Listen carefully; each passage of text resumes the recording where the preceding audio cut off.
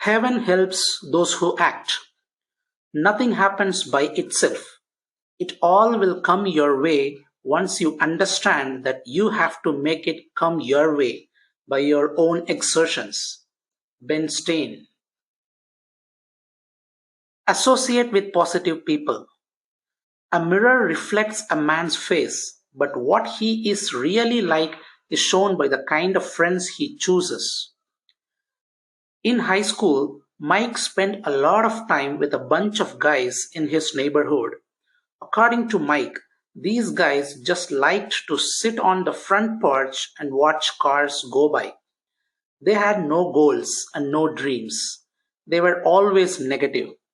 Whenever Mike suggested they do something new, the others would discourage him. It's stupid or not cool, they told him. Mike just went along with them so he could remain part of the group. When Mike went off to the college, he still ran into some negative people, but he also met people who were positive, who wanted to learn, who wanted to achieve things.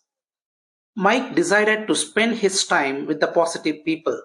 Almost immediately, Mike started to feel much better about himself. He developed a great attitude. He began to set goals. And I'm happy to tell you, Mike now runs his own successful video production company and has a wonderful family. One by one, he is accomplishing all of the goals he has set. When I asked Mike what happened to his high school friends, he told me they still live in the same neighborhood, they are still negative, and they are still doing nothing with their lives. Mike added, I would never be where I am now if I kept hanging out with those guys. I would still be at the corner deli playing pinball. Mike's story is a great reminder about the influence others have on our lives. And yet, sometimes we get in the habit of being with certain people and we just don't think about the consequences. Have you ever heard the axiom, tell me who you hang out with and I'll tell you who you are? There's a lot of wisdom in that simple statement. Have you given much thought to how this principle has been molding and shaping your life? Think back to when you were growing up. Do you remember how concerned our parents were about who we hang out with? Our mom or dad wanted to meet our friends and know all kinds of details about them.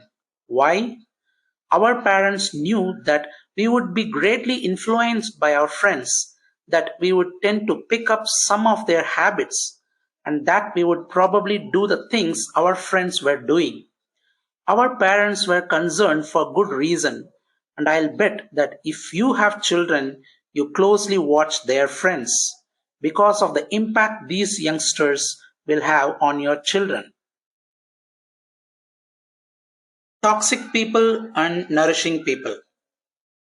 In today's literature, we see the terms toxic people and nourishing people. As you might expect, toxic people are the ones who always dwell on the negative. The dictionary defines toxic as poisonous. Toxic people continually spew their verbal poison. In contrast, the dictionary definition of nourishing is to promote the growth of. Nourishing people are positive and supportive. They lift your spirits and are a joy to be around. Toxic people will always try to drag you down to their level. They hammer away at you with all of the things you can't do and all of the things that are impossible. They barrage you with gloomy statements about the lousy economy, the problems in their life, the problems soon to be in your life, and the terrible prospects for the future. If you are lucky, they might even throw in a few words about their aches and pains. After listening to toxic people, you feel listless and drained. Motivational speaker Les Brown refers to these people as dream killers. Psychologist Jack Canfield describes them as energy vampires because they suck all the positive energy out of you. Have you ever been with a negative person and felt as if that individual were physically taking energy from you? I think we have all had that experience many times. One thing is certain: spend time with toxic people and their negative messages will wear you down. On the other hand, how do you feel when you are around people who are positive, enthusiastic, and supportive? You are energized and inspired. There's something truly amazing about positive people. They seem to have a positive energy that lights up a room. When you are around them, you start to pick up their attitude and you feel as if you have added strength to vigorously pursue your own goals. When I think about positive people, my friend John Lisicich immediately comes to mind. Whenever I speak with John, I feel like I can conquer the world. John is simply the most positive person you could ever meet. I like to think of myself as a very positive person. On a scale of 1 to 10, with 10 being the most positive, I would probably give myself a 9.5. I would have to give John Lisicich a 14. He is just off the charts. He is always positive, always enthusiastic, and he gives a tremendous lift to everyone who crosses his path. His attitude inspires people to greatness. Can you see how your attitude might improve if you had a friend like John in your life? Those silly songs on the radio. I'm sure it has happened to you many times. You hear a song on the radio and you say to yourself, "What a ridiculous song." Later that day, you hear the same song again. The following day, you hear that song a few more times. As the song climbs the charts, you can't get away from it. You hear it several times each day for a week. Then something incredible happens. You are sitting at home and all of a sudden you start to hum or sing that silly song. If at that very moment I were to ask you what you think of the song, you would tell me it's horrible. Then why on earth are you singing it? The reality is, whatever you hear over and over will be at the forefront of your consciousness. As you also know, once that song becomes less popular and is not played as frequently on the radio, you will tend to think about it and sing it to yourself much less often. There is an important lesson here. The mind tends to dwell upon whatever is repeated over and over. Unfortunately, the mind doesn't discriminate between messages that are good for us and those that are harmful. If we hear something often enough, we will tend to believe it and act upon it. Just as a song repeated many times will get us thinking about that song, so too will repeated thoughts about success get us thinking about success. So if we'll make sure to fill our mind with positive messages, we are going to be more positive and more forward boldly to achieve our goals. The more positive reinforcement, the better. And where can we get this positive reinforcement? Well, one way is to read motivational books. Congratulations, because you are doing that right now. In addition, we can listen to motivational audio programs and spend lots of time with positive people. Smokey's sponge theory. I have learned a lot about attitude and the importance of surrounding myself with positive people with my friend Glenn Smokey Stover. Smokey worked in sales for 45 years in the cemetery and funeral home industry. While this may sound like a gloomy field, let me assure you that Smokey is a positive dynamo. Every time I get off the phone with Smokey, I feel terrific. Smokey explained to me that Human beings are like sponges. We soak up whatever people around us are saying. So, if we spend time with someone who is negative, we sponge up the negatives and it affects our attitude. Of course, the reverse is also true. When we hang around positive people, we soak up the positive. We feel better and perform better. I once asked Smokey, "What do you do if you were speaking with a negative person?" He said, "I get away from that person as soon as I can. I'll say something like, 'Gosh, it's been good to see you, Charlie,' and I move on to another person." Then I asked Smokey, "Did you ever have a friend who was negative?" "Not for very long," he said. Well put, Smokey. Evaluate your friendships. It's crucial that you evaluate your friendships from time to time, even those you have maintained for many years. Trust me, this isn't a minor issue. Those who occupy your time have a significant impact on your most priceless possession, your mind.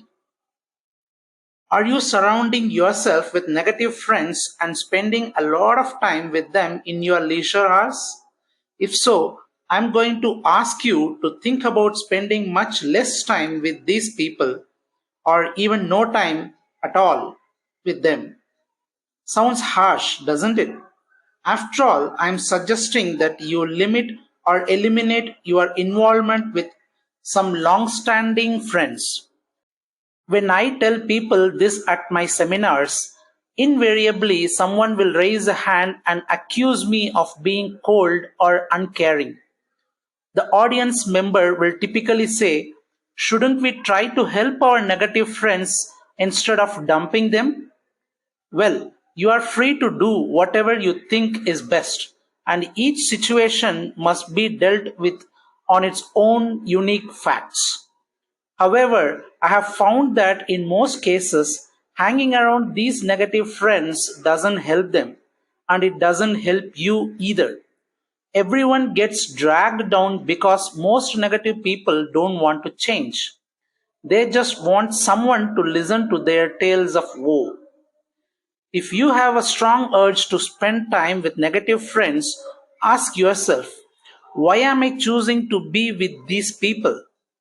Consciously or unconsciously, you may be choosing to hold yourself back to be less than you are capable of becoming. By the way, I think it's wonderful to try to help someone overcoming their negativity. But if you have been trying for several years and aren't getting anywhere, maybe it's time to move on. Let me clarify one important point. I'm not making a judgment here that negative people are any less worthy than other people. I'm saying there are consequences if you spend time with people who are negative. What are the consequences? You will be less happy and less successful than you could. Toxic relatives. What do you do if you happen to have toxic relatives? Obviously, this is a touchy issue. What I am going to suggest is that you don't turn your back on your family members. Family ties are precious, and I think we must make every effort to maintain harmonious family relationships. Even so, I recommend that you put some controls in place that reduce the impact your toxic relatives have on your life. You are not abandoning them or refusing to speak with them, but you are putting some limits on your involvement with them. For example, if you have negative relatives, I suggest that you don't go out of your way to call them on the phone several times each day if you know they are going to put you down or criticize your every move. What good can possibly come from that? We get bombarded with enough negativity as it is. Just turn on the radio or TV or read a newspaper. Do we need our relatives to provide even more negative news? I don't think so. And here's another suggestion that will work equally well whether you are talking with a friend or a relative. When the discussion moves on to a negative subject, resist the temptation to accuse the other person of being negative. That will usually make things even worse. Instead, gently shift the conversation to a more positive topic. Remember that I'm not asking you to disown your relatives or refuse to attend family functions. This is about limiting your contacts with negative relatives so you don't get dragged down to their level. Positive people in the workplace. Just about every organization has some negative people working there, and sometimes you have to interact and work alongside these people. But don't go out of your way to spend time with these prophets of gloom and doom. For instance, if you frequently have lunch with negative people at work, stop having lunch with them. All they are doing is filling your mind with negativity. You can't perform at your best if you allow these people to dump their negative garbage into your mind. There's no need to be nasty or to tell them off. You should be able to find a diplomatic way of distancing yourself from this poisonous group. Instead, take charge. Be proactive. Make it a point to eat at your desk, to take a client out to lunch, or to sit at a different table in the cafeteria. Do whatever you have to do to make lunch a positive experience. Make no mistake about it. Positive people are welcomed in any organization, and negative people are hurting their chances for advancement. The problem of negative workers has gotten so bad that I recently got a brochure in the mail announcing a full day seminar entitled How to Legally Fire Employees with Attitude Problems. The business community is waking up to the fact that when it comes to productivity in the workplace, attitude is everything.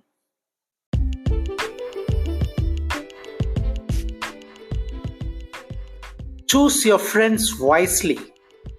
As I said at the beginning of this lesson, tell me who you hang out with and I'll tell you who you are. If you are serious about getting a raise or a promotion at work, succeeding in your own business, or improving yourself as a human being, then you have to start associating with people who can take you to the next level. As you increase your associations with nourishing people, you will feel better about yourself and have renewed energy to achieve your goals. You will become a more positive, upbeat person, the kind of person others love to be around. I used to think it was important to associate with positive people and to limit involvement with negative people. Now, I believe it's essential if you want to be a high achiever and a happy individual. Good friends are good for your health. So surround yourself with positive, nourishing people. They will lift you up the ladder of success.